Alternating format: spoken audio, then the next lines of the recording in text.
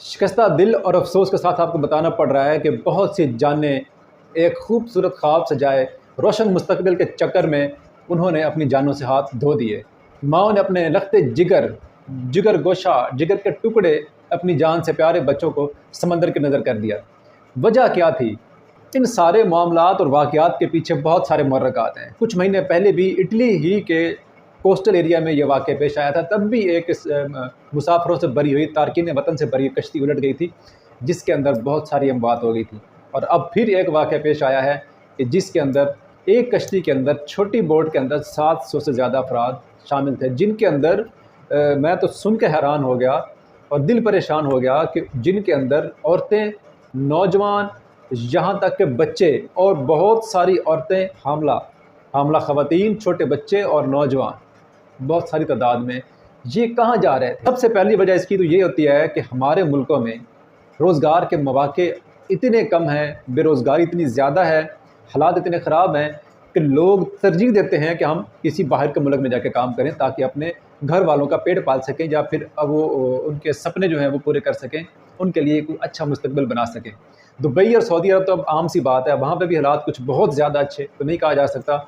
लोग उससे भी बेहतर की तलाश में फिर यूरोप का सफ़र करते हैं, और यूरोप का सफ़र लीगली तो बहुत मुश्किल है और बहुत कॉस्टली है, लेकिन फिर ये आउट ऑफ द टर्न जाके इलीगल वे यूज़ किया जाता है, एजेंटों के हाथों चढ़ के, और वहाँ भी बेशुमार पैसा लुटाया जाता है। इस वाक़ये के अंदर भी न्यूज़ सुने तो बहुत सारी वालिदैन ने अपनी ज़मीनें बेची, कर्ज़े लिए, अपने मकानात गिरवी रख के अपने बेटे को पैसे दिए, एजेंटों के मुँह भरे, उनकी जेबें भरी और उनको वो इलीगल तरीके से यूरोप लेके जा रहे थे। ये कोई पहला वाक़या नहीं है जो समंदर में पेश आया है जिसके अंदर तारकीन वतन ने अपनी जानें ज़ाया की हों। अब होता क्या है कि लीबिया से एक बोट के अंदर 700 या 750 बताया जाता है कि लोगों को एक छोटी सी बोट के अंदर सवार कर दिया जाता है। अगर आप तस्वीरें ये मुलाजा फरमाया तो आप देख सकते हैं कि कश्ती लबालब भरी हुई है। मैं ये सोच रहा हूँ कि वो पता नहीं आपस में बैठ कर सांस कैसे ले पा रहे होंगे या बातें कैसे कर रहे होंगे। इतनी भीड़ थी, यानी शिप की कोई जगह ऐसी वो नहीं थी खाली कि जहाँ पे लोग ना बैठे हुए हों। और वो जो रास्ता है लीबिया से इटली जाते हुए, उस समंदर के अंदर अक्सर तूफ़ानी आई होती है, वहाँ पे अक्सर समुद्री तूफ़ान आते रहते हैं, बड़ी बड़ी लहरें आती रहती हैं। और इस दफ़ा भी वही हुआ कि जब कश्ती दरमियान में पहुँची, उस जगह पे जहाँ बहुत ज़्यादा गहराई बताई जाती है, वहाँ पे बड़ी लहरें आना शुरू हो गई, समंदर में तूफ़ानी आई और उसने कश्ती को पलट के रख दिया। और उन 700 या 750 में से सिर्फ 104 अफराद ही बचने में कामयाब हो सके या जिनको रेस्क्यू किया गया। बाकी बताया जाता है कि समंदर की वहाँ गहराई ही इतनी है कि वहाँ पर रेस्क्यू ऑपरेशन करना नामुमकिन है। 6 से 7 किलोमीटर उस समंदर की गहराई है और न जाने तेज़ी और रफ्तार होती है कि 6 से 7 किलोमीटर तो गहराई है, लेकिन क्या पता आगे कितना धकेल के ले गई होंगी उस कश्ती को। यानी वो कश्ती अब मंजर पर नहीं है, वो नीचे चली गई है, वो डूब चुकी है और उसके अंदर जो थे जिनको बचा लिया गया वो तो तैर के ऊपर आ गए थे और उनको रेस्क्यू कर लिया गया, और जो नहीं निकल सके वो डूब कर मर चुके हैं। और इन 750 अफराद में 350 पाकिस्तानी थे। 300 से ज़्यादा बताए जाते हैं, या 350 तक बताया जाता है कि पाकिस्तानी थे, जिनमें से सिर्फ 12 पाकिस्तानी बचे हैं।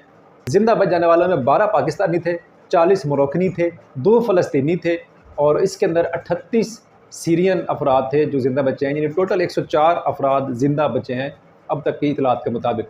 और ये भी बताया जाता है कि अब वहाँ पर ऑपरेशन यानी सर्च ऑपरेशन भी बंद कर दिया गया है, क्योंकि आगे ढूंढना या सर्च करना वो इम्पॉसिबल चीज़ हो चुकी है। यहाँ पर ये काबिल ज़िक्र है कि एजेंट हजरात जो चंद पैसों, चंद टकों की खातिर, अपने फ़ायदे की खातिर लोगों के बच्चों की जानों से खेल रहे हैं। इंसानी स्मगलिंग के ज़रिए बहुत से इंसानों को यहाँ पे मारा जा रहा है। इंसानों की स्मगलिंग एक क्राइम है और इसके सख्त कवानीन होने चाहिए ताकि ये जो एजेंट हजरात हैं इनकी हौसला शिकनी हो और मज़ीद वालिदैन या माएँ अपने बच्चों से जुदा ना हो सके। पाकिस्तान के अंदर जो गिरोह मुतहर्रिक था गैर कानूनी स्मगलिंग में, उनमें से बहुत से लोगों को गिरफ्तार कर लिया गया है। एक जो सबसे अहम किरदार था इंसानी स्मगलिंग में, उसको एयरपोर्ट से गिरफ्तार किया गया है, जो कि किसी बाहर का मुल्क में फ़रार होने की कोशिश कर रहा था, उसको वहाँ से गिरफ्तार कर लिया गया है। और उसके साथ साथ 9 मज़ीद अफराद को भी गिरफ्तार किया गया है जैसे इलीगल कामों में मुलव्वस थे। गवर्नमेंट को चाहिए कि इनके लिए सख्त से सख्त कानून बनाए जाएँ और इनको सख्त सज़ा दी जाए ताकि देखने वालों को भी इबरत हासिल हो कि आइंदा हमने ये काम नहीं करना। मेरी उन वालिदैन से भी गुजारिश है कि खुदारा अपने बच्चों पर तरस खाएँ। यहाँ पे मौक़े बेशक कम हैं, लेकिन मौक़े हैं। मेहनत करने वाला हाथ हो और पैसा कमाने वाली आपकी सोच हो तो यहाँ भी आप भूखे नहीं मर सकते। आप थोड़ा कमा लेंगे, कम से कम आपके बच्चे तो आपकी नज़रों के सामने रहेंगे। सुनहरे ख्वाबों और मुस्तकबिल के चक्रों में अपना प्रेजेंट यानी अपना हाल तो मत गंवाइए। इसलिए जो मिलता है अपने मुल्क में ढूंढिए, बाहर के मुल्क में अगर जाना भी है तो लीगल तरीके से जाइए, अपने बच्चों को पैसा देना भी है, उन पे पैसा लौटाना भी है तो उनको लीगल वे से प्रॉपर वीज़ा लेकर दीजिए। और इसके साथ साथ एक और बड़ा अफसोसनाक वाक़या कल्लर कहार की साल्ट रेंज में पेश आया, जहाँ पे एक बस, साल्ट रेंज वो जगह है जहाँ पर गाड़ियों की रफ्तार बहुत स्लो हो जाती है, और वो बस CCTV कैमरा की फुटेज आई है, उसमें देखा जा सकता है कि बस बहुत ज़्यादा रफ्तार में थी, वो बहुत तेज़ थी और मोड़ के अंदर, यानी मोड़ के अंदर उससे बस ड्राइवर से भी काबू हो गई और बस रोड की दूसरी तरफ जाकर गिरी। वहाँ पे एक गाड़ी, एक कार आ रही थी, उसने उसको बीट किया और उसने उसको भी कल्टी कर दिया। उसके अंदर भी कुछ लोग मौजूद थे जो कि ज़ख्मी हुए हैं, और बस के अंदर मौजूद अफराद में से बहुत से अल्लाह के प्यारे हो गए हैं और बहुत से ज़ख्मी भी हैं। रोड पर चलते हुए ट्रैफिक के रूल्स की पाबंदी कीजिए, स्पीड लिमिट्स की पाबंदी कीजिए, अपना, अपनी फैमिलीज़ का, अपने बच्चों का, अपने प्यारों का बहुत सा ख्याल रखिए। चैनल पर आने का शुक्रिया, दुआ में याद रखिए। अल्लाह हाफिज़।